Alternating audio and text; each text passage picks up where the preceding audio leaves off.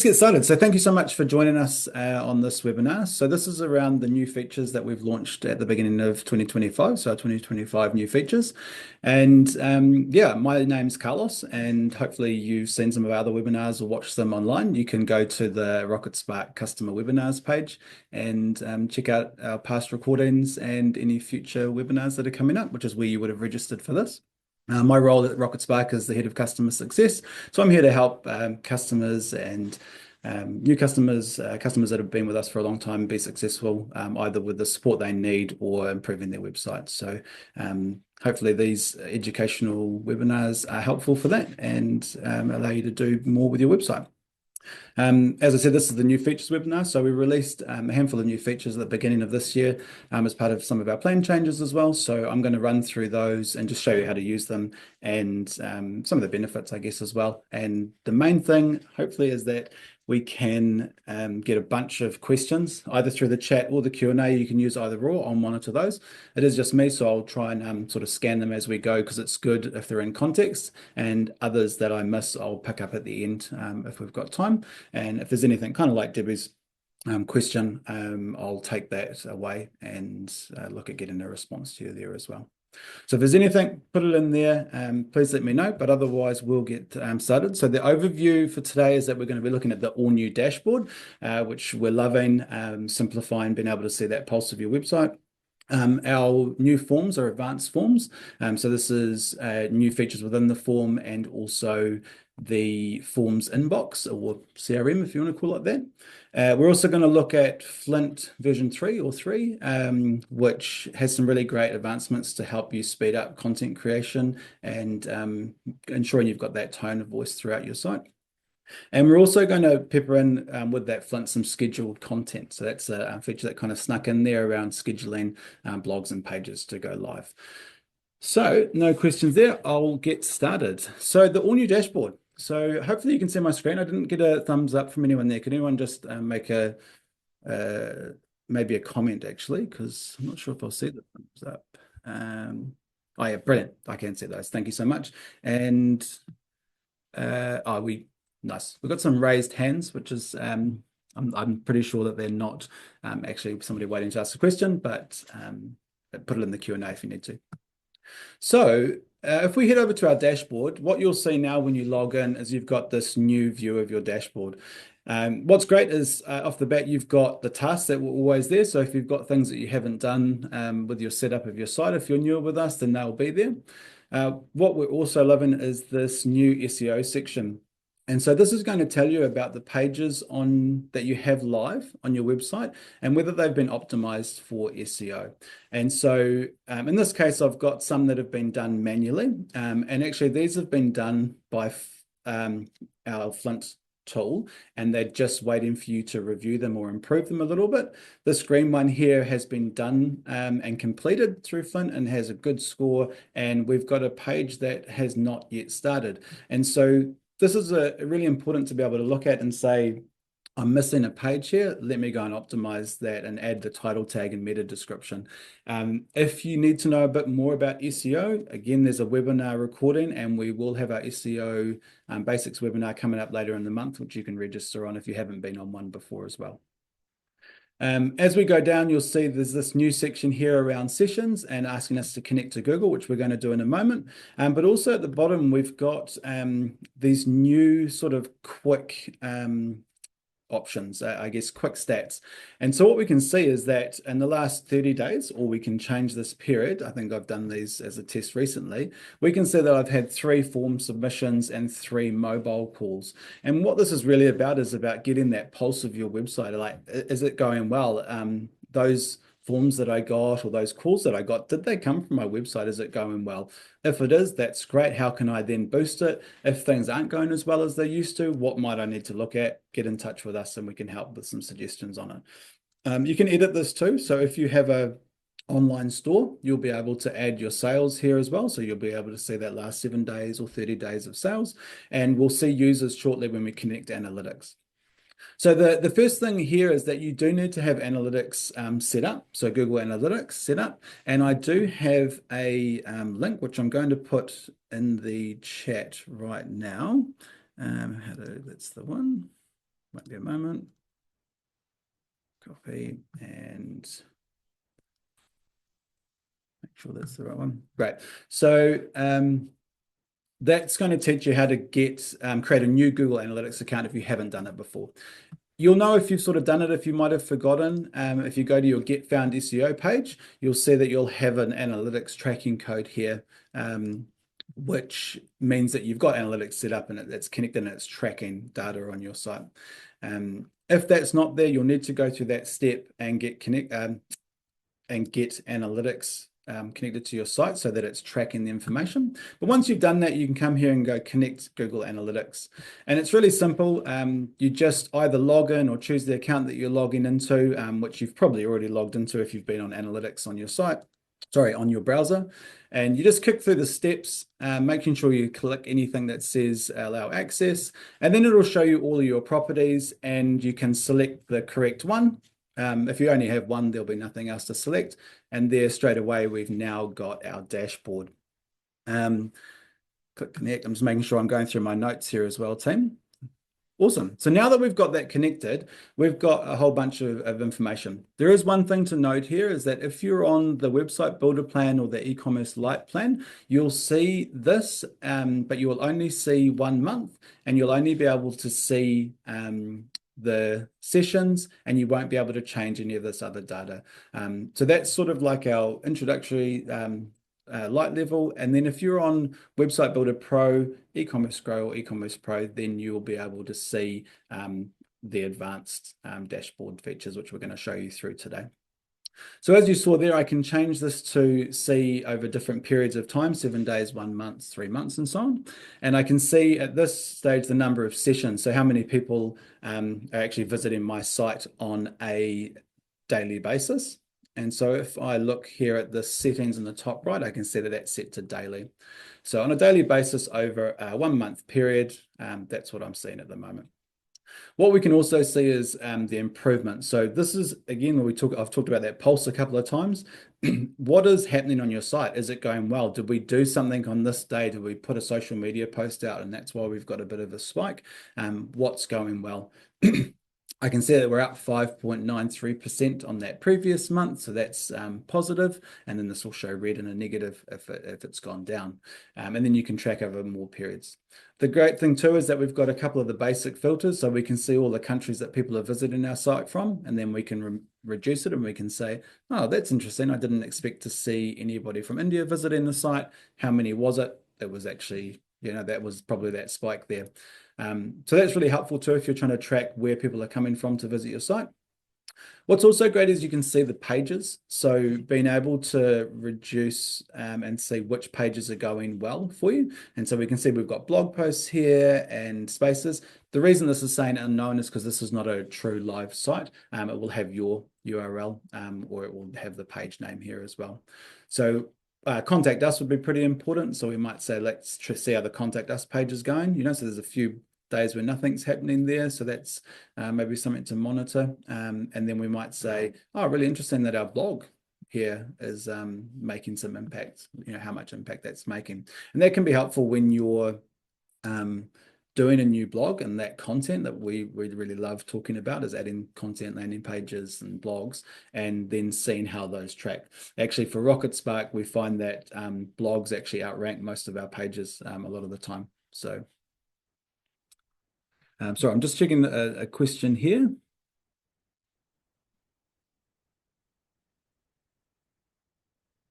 Okay, thanks, Charmaine. That's interesting. I probably need you to touch base with the customer success team just so they can see those steps. I know that there is one if you haven't selected, how I said when I was connecting, that if you haven't selected all the checkboxes, you might just need to try again. But I definitely flick a message through the customer success team on support@rocketspark.com, and they will be able to jump on that straight away and find out what's going on and make sure you can get connected as well. The last one here we kind of had a look at, we can now separate this by daily, weekly, monthly, depending on how much you're tracking and I guess the level of activity you might be doing. I would have compare to previous sort of on most of the time, because when you toggle this on, it will stay like this for the next time you log in. So whatever setting you've got here, whatever it's set up, will actually stay here. And so now we can sort of see in a glance, as soon as we log into our site, we can see like, oh yeah, things are actually like going pretty well. It might be good to have a look at this weekly, maybe over 3 months, because I might just see a bit more. Yeah, so that's kind of, oh, and it's just going, oh, and now it's just retrieving the data that we need for that. So we've got an increase of 94.29% over that period. I'm just going to refresh my screen there. There we go, sorry. And so that makes it really clear that we can see the previous period was definitely lower than the current period. So whatever we're doing looks to be working well. The other thing you can do here is include a few more measures. So we're looking at sessions at the moment. So just literally the number of times somebody's come into the site and engaging with the site within a 30-minute period without going too much detail. So the other thing you might want to look at is users. And what's great about this now is that we can actually add multiple metrics and see them side by side. So we can see that actually most of the time it's sort of a user or a new user having a session. In some cases, in this case, there were 80 users and 94 sessions. So some people came and visited twice in that period, but it's really kind of good to see how that's going. Also really cool if you've got your e-commerce set up is setting maybe sessions versus sales. In this case, I'm going to put forms received and just see that because I know I've only done that test lately. So we're like, wow, we only had one oh, actually, sorry, we had 36 sessions, but one form received. And so this could look really good to see if like, okay, great that I'm getting visitors, but am I getting inquiries? Am I getting the call to action that I've asked for on the site? And the same thing for mobile calls, being able to have that on there as well. I've got the same number of mobile calls, so that's pretty tricky because the graphs there matching the forms. But if we take that out, we can see those mobile calls. So depending on what's important to you in your business to see how it's working, being able to add this graph, get it set up with those comparisons and the measures that are important to you, then you'll be able to see that. Once you've got it connected, you'll also notice that this becomes the top of our dashboard. And so it's the most important, prominent part. And then we've got those quick stats there, and then the other tasks below that because they're not as important on a frequent basis. I'm just going to double check my notes, but please let me know if there's any other questions. Let's have a look. Most stats in the graph. Yeah, quick stats. Yeah, the time scale. I think we've been through that, comparing periods. Yeah. So the key thing, what I love is Charmaine's gone and done that straight away, is to get it connected. If you haven't got this connected, you saw it was super easy. If you haven't got Google Analytics, then we've got all the documentation. I've shared that guide there as well. It's not too complicated. You don't need to go into anything else. Just get it connected, make sure it's tracking the information, and then connect it to Rocketspark. And then that way, which is part of the purpose of our new dashboard, is to make it easy for you to be able to see the pulse of your website, to see these stats, to see what's happening, and then to make actionable, to do actions from that. If you need help or if anything goes awry, please just contact support@rocketspark.com and we will guide you in the right direction to get that sorted. I'm just going to check this next message. Nice. Okay, Mark, it's a good point. I think we can take a moment to have a look at that. So you're talking about the SEO and none of your pages being set up. So all you need to do is head over to the Get Found SEO section. And what you'll see is you'll see all your pages here. And what you can do is you can go to a page and then you can add your title tag or your description tag manually. And there is some information about this on the Rocketspark website under our support center, where you can contact support and we'll send some stuff out to you. But the key thing is here is making sure that you get a title tag set up and a description set up. And you can also do this using Flint AI. So you can go to your Manage Pages section, find the page that you need to do that for, and then you'll see under the SEO section there's a plus, so you can click on that plus and it's going to open up and guide you through that process, and there's a video there to help you out as well. So hopefully that gets you covered, Mark. 57 pages is a lot, but I can definitely recommend it. And if you haven't looked into it, again, go to the customer webinars page, which I can share in this chat shortly, or one of my team, if they're watching, can share in the chat. There are previous webinars on SEO basics that I've done and recorded that you can watch, or you can join our next one, which would be beneficial. All right, I'm going to move on to our next task. I think that's all for our dashboard without going into too much detail. Again, just plug in, get it connected, start seeing this, and then start taking action from it. All right, so the next thing that we're going to have a look at is advanced forms, or our new forms area. So probably one of our largest requested features is in here, and then we've sort of taken it to that next level. So if we go to our My Form section, also to note with this, just like our new dashboard, these features are not on the website builder or the e-commerce light plan. These are features that you will need to be on Pro, e-commerce Grow, or e-commerce Pro to get the full function of these. Once you're on those plans, what you'll see,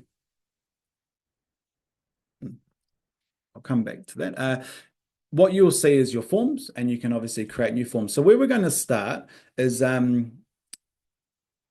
I just want to recap there. So obviously one of our largest requested features is in here, but also the importance of getting leads and inquiries. Your website forms are one of those important areas. Obviously getting phone calls where you're tracking that on your dashboard is important, but being able to know that you're getting leads or contacts or submissions is really important as well. So this area, it was good to be able to get some attention here.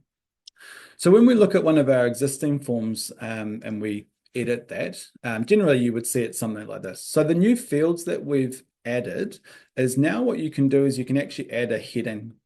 And what's great about a heading is it just allows you to sort of design your form a little bit better, create sections. So it could be contact details, for instance, and we can save those changes and then put that above the name and email. And now we'll have a heading, and I'll show you that in a moment as well. What we can also add now are date and time fields. So there is a date field, which just gives you a pop-up calendar where you can select a date, and then the date and time field allows you to select a date, but also a time. You cannot reduce this or set a period of time or dates. So for instance, you might say, oh, I'd like to obviously only have this for future dates and so on, but it does give you formatted information, which was a problem where people were typing in different date formats. It can be hard to sort of make sure you're getting accurate information. So at least this way you're getting formatted dates. So let's just add this in here as well, date and time. And the one that really was one of those largest feature requests was the ability to add a file to your forms. So there are a really large number of applications for this, anywhere to, it could be a job application, or it could be a warranty submission where we need to take photos for that. Yeah, it could be a submission of a piece of writing. It could be images, as you can imagine, there's anything you could think of. So now you have the ability to add these forms. And it's important to note here that, and I won't have all the details for you right now, but this, all of our forms are secure as well. So for instance, only the owner and people with the form submissions access have the ability to read the details of the forms or view the downloaded information, and all of that is secure, as you would expect with your website as well. So I'm going to take a moment to just quickly check these notes. When will Flint's automatic suggestions be optimized for charity? I really like that, Santana. So I will share that with the team. I don't have an answer for when that will happen, but I think that the vision is that there will be quite a change with all of that, where actually it's not just a limited number of forms now that we have the benefit of AI and the most advanced AI that's available. We should be able to allow you to tell us, like you do in the tone of voice and so on. So hopefully we actually see that change as well. No fields for donations or payments. So I think you probably imagine, like, thinking about how I think Stripe might be connected with forms like Jotform and so on, where you can actually say, I'd like to take a payment. Obviously that kind of moves into the e-commerce space, but also I understand that if you're talking about donations, that's also quite different as well. Great suggestion, Cindy, and something that we can definitely share with the team. I know that Willow from our product team will be watching this and be taking furious notes as well. Christina, would the date field allow for birthdays for birthday emails? Yeah, you could absolutely. You could say that I'm going to change the date and time to date of birth, for instance, and it would allow you to do that and select those dates. So probably one of those examples where allowing a past date is important as well. I probably don't need time for that one. You could probably just use date.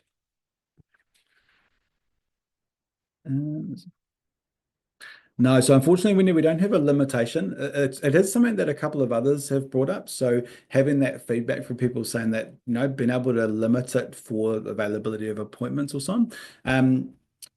Depending on what tools you're looking to use. For instance, we work with Google Workspace. They have a really great appointments functionality, which is automated so that people can book times with you only when you're available or resources are available. And that being embedded into the website is actually really powerful, and probably more powerful than, obviously we don't have those limited date functions right now, or nothing that's connecting to your calendar. So actually I would suggest that if you're using something like Workspace, or I'm sure Microsoft have a version as well, where you can schedule appointments and then embed those into your website. If you need help on that, we do have a guide on embedding Google Workspace appointments, or get through to our support team, who'd be happy to help as well. So that field that we're talking about was the file upload field. So I think I went through some of the scenarios there about what you could use it for. But what's also important is these other options you have here now. So the maximum number of files that you want somebody to upload. Obviously, if it's maybe a photo competition and they get to submit 3 photos, then you want to limit that to 3. But you can have a maximum of 20 files. The other thing too is the max file upload size. Now this is really important. You may have noticed it on the first screen, but I'll go back to it shortly, is that there are limitations with the amount of stored forms that you have. And so obviously if you say, great, you can have 5 files and we're going to allow you to upload 100 megabytes per file because we're going to do videos, for instance, that's going to start eating into your storage capacity quite a lot. Obviously you can remove forms and archive them and delete them and so on. So not archive them, delete them. And then that way it will reduce from your form storage total, but obviously you don't want to max that out. What you can then do is select the file types. So you can obviously select all of these if you're willing to select all files. But you can say, actually, I only want to receive images. This is a photo competition. I don't want documents. It has to be in a image file format, otherwise we can't use it. For simplicity, we've added them in groups like this, but you can view the help guide, which has all of the file types that we accept, which is really extensive. Debbie, where does it store the files? So you're able to access the files from your dashboard, and that's secured. I would need to ask one of my teams about the exact storage, if that's important to you, like if it's offshore or which service we use to store it. I believe it's the same services we use to store like your website content, images and photos on your website as well, which probably part of the reason why this project not took longer, but like it was one that we had to put a lot of thought into, is because that most of the work was actually around security of forms and your customers' data. So ensuring that we could feel confident that those were secure for you as well. Debbie, you'll see this in a second. Actually, I can just show you now. So if I save that and save this form, you'll see here on the Pro plan, you get 1 gig of storage and you get up to 1,000 form submissions, and you can have up to 200 individual forms as well. So if we come back here, so we've added all of these on my file upload. I might put in here, upload image, right? And save that. And so I've already got this form on a page on my dummy site here. So it's this one here. So as you can see now, we've delete what files. Yeah, that makes sense. And I'll show you how to do that in a moment. So in the form, we can see we've got the form here, we've got the name, email, message, and we've now got this date of birth field, which we can pop up and see the date selector and be able to go backwards and forwards through the years or the months as well. So we can select that.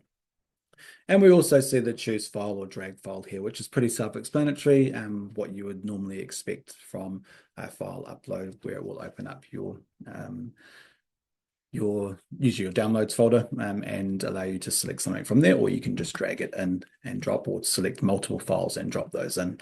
And as you can see, up to 5 files, 100 megabytes limit per file. Cool. So that's some of the new features in the forms, and hopefully explain some of the reasons or ways that you might use those features within forms. So let's go back and have a look now at, let's just go quickly here and check this. So again, we've got these details here, and you can obviously view plans about the different sizes.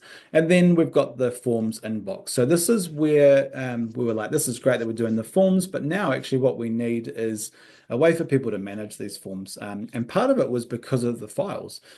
Sending a file and an email is not obviously that secure. So we have a far better way to secure these files by keeping them here and only here for you to access. So we can see all our file submissions, and what's great, on the right-hand side, we can see the status. So as soon as they appear here, you will get an email as well to let you know. You'll now also see the status.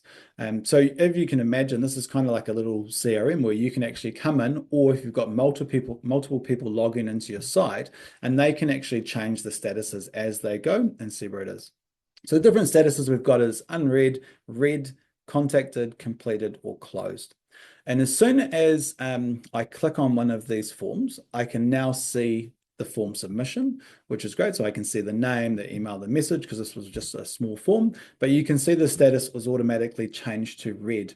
And so we can come here and say, great, that's now red. It's lost its blue shading, but I can change it back to unread if I want one of my other team to still action it or look at it as well. If we go to one that's got a file, so we might come to this one, we can see that this is from John McClane. Sorry, I was going through a Die Hard movie theme here. And we can see the file, and I can click on that file, and it's now downloaded that to my computer, which you can't see. And we can see the date and time format that I've added in here as well. And yeah, all the details. So now that's read, and we can see that's read. I might go through this one and say, actually, I've contacted this person now. And so that's green, because depending on what you're using this for, you might say, well, actually, I've had a request for a plumbing job and I've received that in here. Great. I'm going to send them an email and I'm going to make that contact. But it's not completed. I haven't booked the job yet or anything like that. But yeah, I need to follow that up. And then once that's been followed up, you might say, great, that's been completed. I've clicked that and now it's disappeared from here. And at the top, you can see we've got our inbox and closed. And so that form submission is now sitting in here and it has that completed status. If we were to change one of these form submissions to close, so for instance, let's say it's spam or I got 2 of those, the person submitted it twice, we can just go closed. And that's going to now sit under the closed with a closed status here as well. Amber, if you're looking for the form inbox, if you don't see it, it may be just the plan that you're on. And so if you check in your forms, if you do have the file uploads and the date as field options, if those are there, then you should have the form inbox. So get in touch with support@rocketspark.com or give us a call at 0800 Rocket and we'll give you a hand to find out why that form inbox is not there. Otherwise, it might be that you need to look at going into the Pro plan so that you can get these additional features as well, which then you also get the advanced dashboard and so on, and the Flint features we're about to go through. Cool. So now that we've got that, that's kind of showing you a bit of a realistic view of what the inbox and everything looks like. We've now got different forms. So we can actually say, I get a lot of forms. This is great for my business. I would like to just limit this to only the contact form. And that's where labeling your forms can be important so that you can reduce them by that. And also the statuses. So we might say, look, I only want to see the unread ones. Perfect. I'll action those ones now. Sorry, just make sure there's a question. No, Jono, they can't go back to the same form and submit it. They can obviously submit a new form, but they cannot open up an existing form as like a part way through. Hopefully that makes sense. The date of the form submission, yes, is automatically submitted. So that will be the date and time that the person submitted the form. That's not something they've put in. You can search the form inbox. So if we go to this section and go John, that's searched by name. We could also have a look at the email address. So I've put in a part of that email address and it's found that. So it doesn't need to be the first part. I'm not sure what I put as the message. This is a test form submission. So maybe if no, so it's just the details, the contact details that you see here that are searchable, I believe. The other thing that you've got is a download CSV, which is really powerful. Like you might actually be using another tool, or you'd like to sort of export things to a spreadsheet on a daily basis, or even historically maybe. So we can go download download CSV. And the only thing is here is that you do need to select which form you're downloading. It is form by form. So in this case, I might say I want to download the contact form and then I can download. And I might be corrected here, but I believe if you were to change the status, it would limit those downloads as well. Under closed, I think they'd need to be open forms, but I can check on that. So yes, you can download a CSV file with the forms and the details. Hi, Rose. Thanks for that question. It's a really good one. And to be honest, I should have had that as a link to share straight away, but I can get back to you with it. But I know we've got that data somewhere. Like it was really a big part of this project. So we check that includes, yeah. That's a really good point. So I'll find those details, and we do just double check. We'll usually do a follow-up email to these with a copy of the recording, just in case you missed anything or want to recap. So what I'll do is make sure that we try and include some of those details. But Rose, I get this information, so I will be able to come back to you with that as well.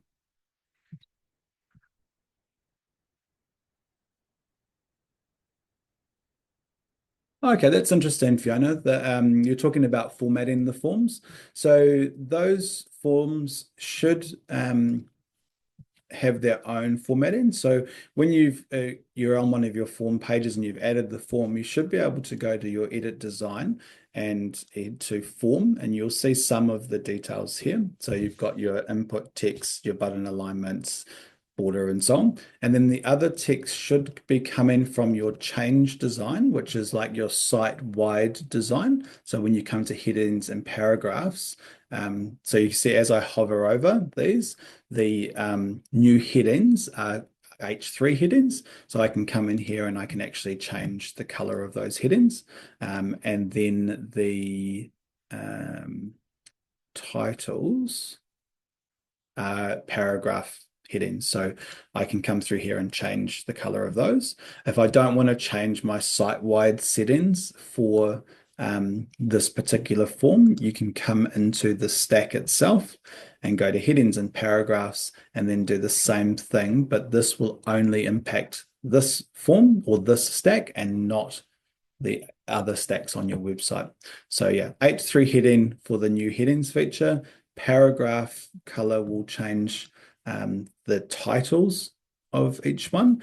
And then if you go to the form itself, you'll be able to change the input text color that people see as they're typing. And this obviously changes these parts too, which are inside those fields where they would be typing.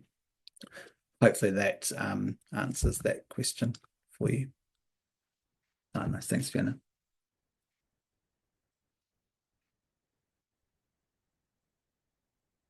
If you have Might Ape integrated with the contact details of the forms, go through automatically. I know that we have MailChimp integrated. Mighty Ape. Sorry, not Mighty Ape, but oh yeah, so yeah, MailChimp. That's right, Debbie. Sorry. So yeah, if you've got MailChimp connected, nothing will change with that. So if you've got fields that you're connecting, they will connect. So the name and email address, if you're doing like subscribe to our newsletter and so on, that will still be there and that will still connect as normal. Cool. So that, let me just make sure I've got my notes here and then we can move right on. Yeah, so obviously the forms inbox, really important for tracking submissions. Some people like to just use their emails, but this can be really powerful to sort of manage these inquiries, or if you get a lot of inquiries, great to have those new fields and then be able to see these files and forms and so on here. Just a reminder that the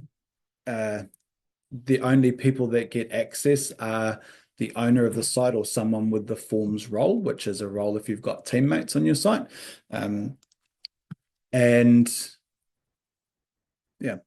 Yeah, and also we do see some people that might miss forms, or we get a few calls every now and then from people saying, oh, I haven't received a form submission, or somebody got in touch with me and I haven't received it. And because we're relying on your email service or provider, and then there's things like spam, or if you've marked something as spam. So sometimes people will mark the Rocketspark form submission as spam because the person that's completed it might be spam. But the issue is because we're sending you the email, you've inadvertently spammed Rocketspark. And so we're not allowed to send you any more form submissions, which we do monitor and try and help, but it does kind of cause problems. So having this, regardless of whether you get that email or not, is great. But it does mean like you should be coming into your site. And now with the new dashboard as well, it's somewhere you probably want to come in more regularly and check, how things are going, how are my form submissions. I believe that one of the next things that wasn't done straight away is like an indicator next to your forms inbox saying how many new submissions you have, so that you've got something to see that will trigger you to go there. Oh, if you just delete the form inquiry, it will delete that file as well. And so, yeah, you just need to delete the form inquiry. You can go into the form and just go delete form submission. So you may want to at times come into the closed area and delete them. I do know that, I was just checking if it was here yet. I do know that it's very close to there being an option here which says I'd like to only keep closed forms for 30 days. And it just means that you can go, cool, once I've closed them or completed them and they've gone to the closed area, they'll stay for 30 days and they'll automatically then be deleted. And it just means that you're never sort of going to run out of storage or form submissions, and it will just kind of move off. So you'll be able to schedule that as well.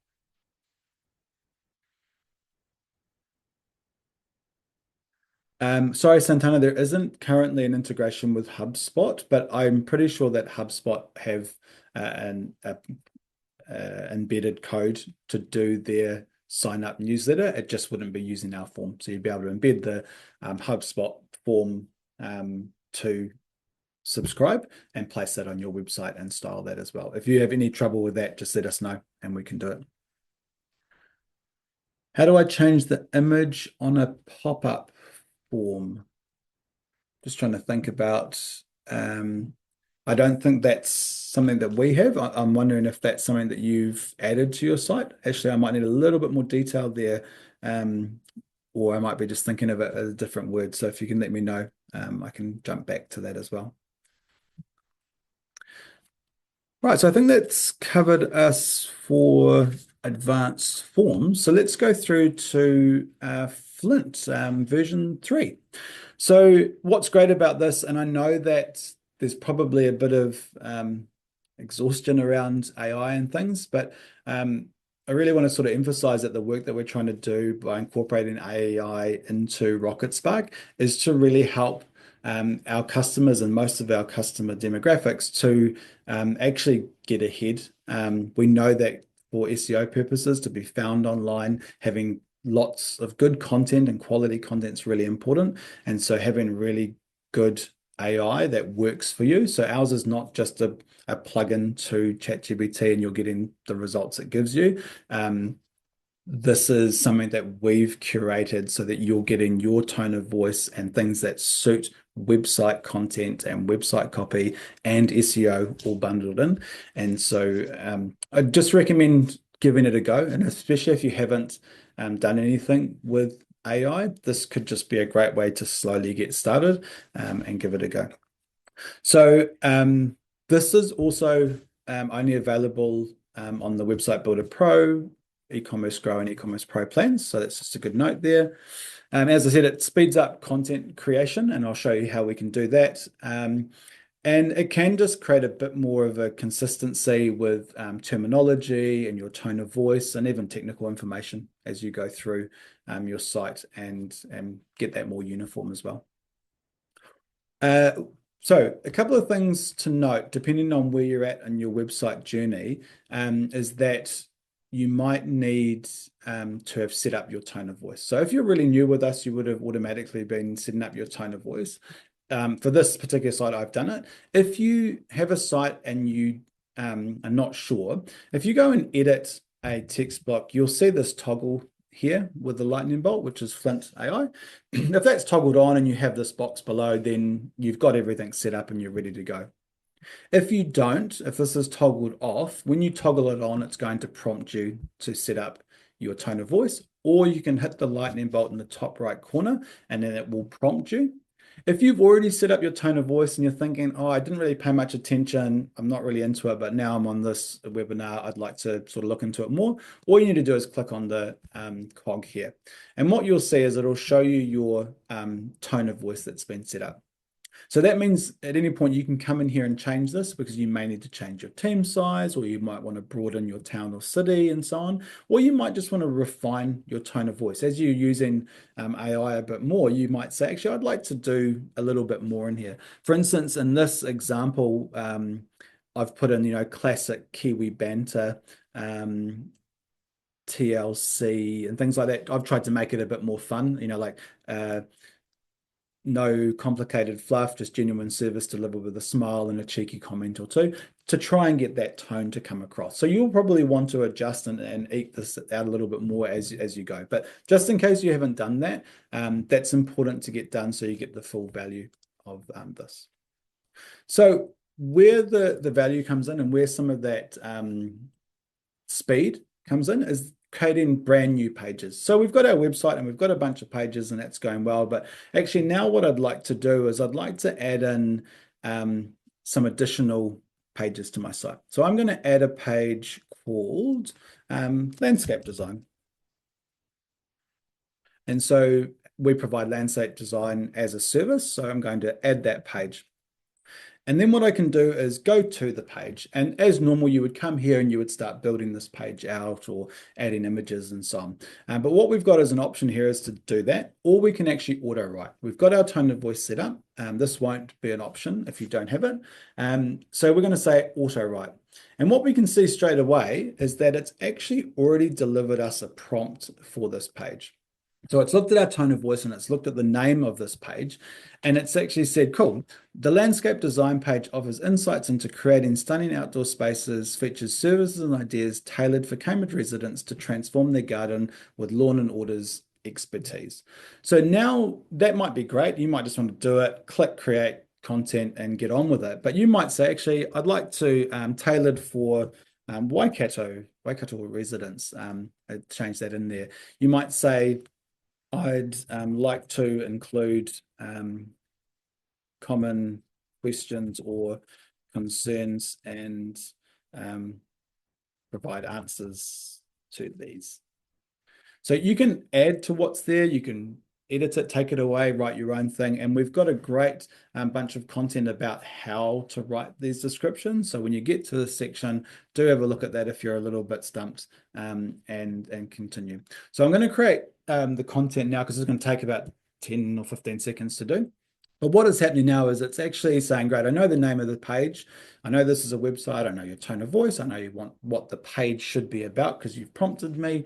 I'm going to create a layout for this and I'm going to put in the content using your tone of voice. A good thing to note here, it's a kind of a bit of an added, we had this on one of the webinars that's been recorded, is that the tone of voice is really about that tone and how you speak and in your business, but it's not about the details. So if there are specific details on the page, that's where you should add it in this prompt. You should be saying, I'd really like to say this, or we know we're certified in this area, or we've got a qualified something for this. And that's where you would put it on this page, not always necessarily in the tone of voice. So what we can see now is that it's saying we should have sort of a large hero image here, and it's saying transform your garden today with Law and Order Cambridge landscape design. Dreams come to life. Since 2005, we've helped gardens behave their best. And as you can see, there's local experts, design with flair, gardens to love, get your garden in line, tough garden concerns answered. So there's a whole bunch in here. And like you might say, that's not bad. I want to redo the whole page. You can delete it, create a new page, add in new prompts, and move on. But what we generally say is that now you want to come through this and you want to use Flint and your own thoughts to edit this. So if we edit one of these text blocks, we've now got that Flint icon and we've got this prompting box here as well. And we can see as soon as we go to that, everything that is going to be updated is highlighted green.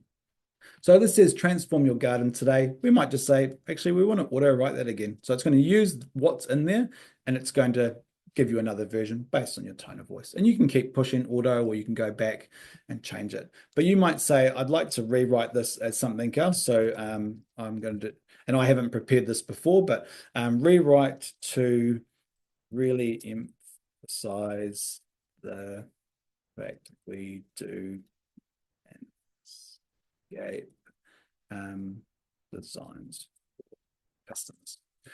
And so it's going to potentially, so expert landscape designs away, and it's short because it was short already. And so it's keeping that same sort of length. But what we could say is actually, we'd like to make that longer. We'd like to expand it a little bit. Because it's a heading, it's not going to go too crazy, because sometimes when you say make it longer, it writes you this huge paragraph. But as we can see, we can now prompt and make that adjust. So we might say, that's perfect. Now we want to go down to this text and we might say, I'd like to flesh that out as well. So I'm going to make that a little bit longer. And then you could, which it hasn't actually done that, but you might say, I would like to change this and elaborate more on something, or I don't really want to say that we've been operating since 2005.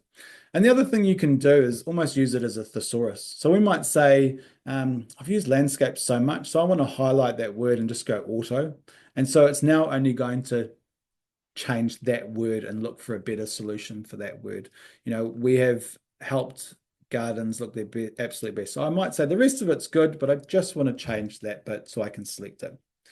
So the key thing here is that we're using the latest of the AI technology, so the latest ChatGPT and Gemini and so on, and you're getting these great results and using this to create a whole page of content, like a whole landing page, to get more content, to get all of your services on here, all of the brands you sell, all of the products and categories you have, is going to be great for SEO. And as you can see, it's pretty quick, and now you just need to add the images that suit you. Edit content. Well, so the next great thing is, so now that we've done all that, while we created this page, if we go back to our managed pages, we can see that it's actually started doing our SEO for us. And so when we click on that edit pencil or go to the get found SEO area like we did earlier, we can actually see it's added a title tag and it's added a description for us. So I've forgotten the person's name that had a whole bunch of pages that weren't done, but in this case, as you're adding new pages, if you don't have time or you're not sure, at least it's come in here and it's added something that's for this. So landscape design, Cambridge, it's got the business name, expert landscape design services in Cambridge since 2005. So when somebody Googles your business, they're at least going to see something that matches and is fit for SEO purposes. And that's what a Google search result would look like. You can obviously come in here and now edit this and make it more convincing for somebody to click on your business over another business and so on, but that's there. The other great thing too now, which is the other feature that I talked about, is that we can schedule this page. So we might have created this landing page, but we've already just released a few pages or we're waiting for some other marketing content. when we go to toggle this page online, you'll now see that you can set the page live now, or you can set it later. So you can set a date and time for this page to go live, and then that way it will go live at that point. So no more getting up first thing on a Monday morning trying to set a page live, before everyone comes to work or something. Cool. So the next bit around the Flint AI is around blogs. So again, we talk about content and adding more content so that it helps your SEO and helps people buy or use your service or products. So now when we go to the blog, we can actually say we can write a new post, which you might have already prepared or you just want to write it, or we can go auto write. And so really similar to what you saw before, we can actually type in a scenario around what the blog is that we want to write. So for instance, I wrote something a little bit earlier, but let's see. So I said, like, write a blog that answers the question, how do I look after a lawn during a drought? And I kind of put a bit more. You could just add that, but I put, I want to get into the details of what happens and so on. But you could almost write a single sentence, but this guide here, learn more about writing blog descriptions, is really good as well, prepared by Jeremy, who helped build this whole product. So now if we go create blog posts, with very little in there, we're going to see Flint use our tone of voice. So it's still going to be written like us. It understands our industry, our business, how long we've been in business, and so on. And it's going to write a blog formatted as a blog and with the SEO of a blog. So as we can see, as we scroll through here, lots of headings and paragraphs and content that suits a blog. So let's just have a quick look at it. We've got a prompt up here as well, but how to keep your lawn green during a drought. Caring for your lawn during a drought can feel like an uphill battle, so on and so forth. Water wisely, save your lawn, simple lawn care habits, etc., etc. You definitely want to review this. A really key thing with Google and SEO is to make sure that your content's genuine and authentic. But it doesn't mean that you can't get a head start. But you might just want to go through this and say, actually, that's quite correct, but actually we think there's something a little bit different here. So I'm going to adjust one of these areas. I'm going to jump in here and just change this myself. Or again, you might say, I just don't like how this bit's worded. I'm going to change that using Flint as well. If you find that what's being produced doesn't quite sound like your business or how you would write, don't be disheartened. This is where you would go back to your tone of voice and using that lightning bolt in the top corner when you're on your pages, and edit that. Add in what is missing. Tell it the phrases you like to use, or what a conversation might look like between you and one of your customers, and it will get better at doing that for you. So now that we've got a blog, we've reviewed it, we're happy with what's there. We may want to add some more details down here, like who the author is. So you could put that there. And then we're going to say make post live. And what's great, like the page that we just created, we now get the opportunity to set it live now or later. And this can be great when you're fleshing out content. You might say, I'd like to build some blogs. So I'm going to, set a day aside and I'm going to write a whole bunch, but then you don't want all your content to just come out at once. So I'm going to say, I'm going to post this for next month. And then the next one I do, I'm going to do for the month after. And then that way, if you're doing any newsletters or marketing material, you can have this blog going live, and it's like you're preparing new content for your customers or people visiting your site.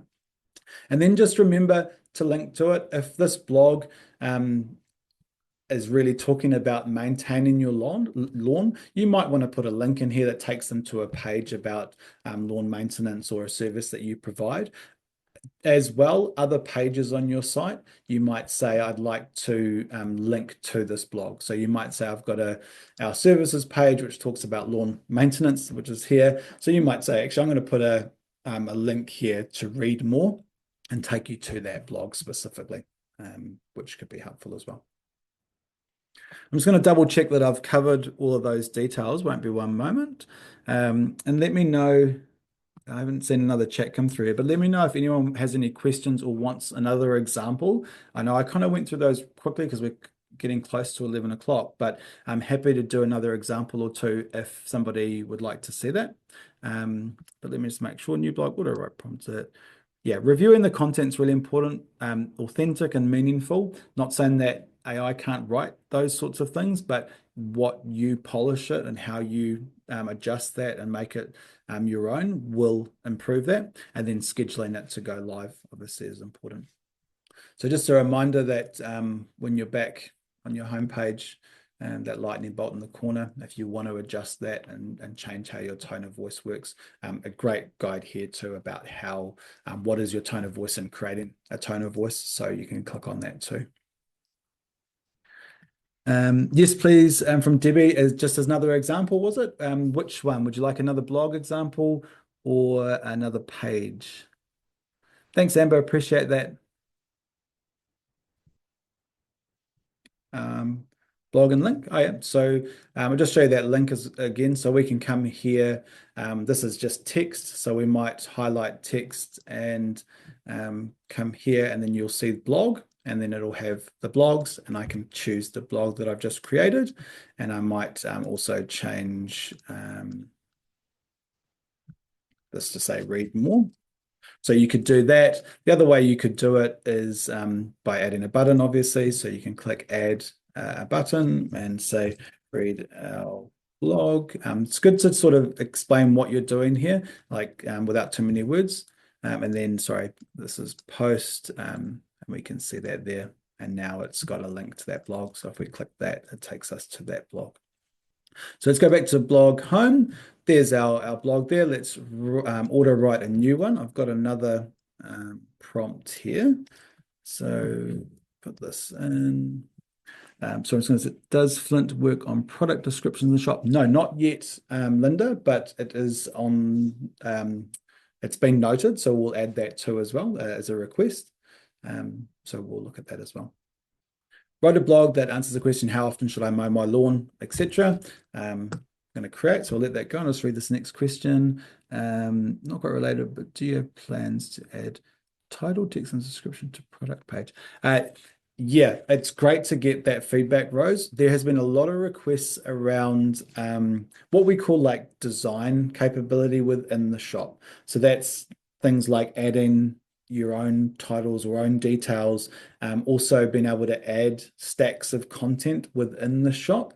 But I think what you're also talking about is like the search engine optimization, right? So being able to add your own title and descriptions. It'd be interesting if you could send something through to support@rocketspark.com just with maybe even an example of what's not quite right with the product. So obviously we use the title of the product as the title for that page, and obviously the description is the description, but I can understand why you might want that different. So it'd be good to get that tied to the URL, yeah, which can be a pain when you update it. Yeah, that makes total sense, Rose. So I'll share that as well. So this blog has now been created. How often should I mow? Should you mow your lawn? Find the perfect balance. And now it's, generally mown should be frequent enough, etc., etc. Really like this, that it's now added bullet points in as well. It's added a tip and bolded the word tip, which is really nice. So you can see it's really tailoring this blog to that. We can now add here, and we might say, I'm just going to add a text block and,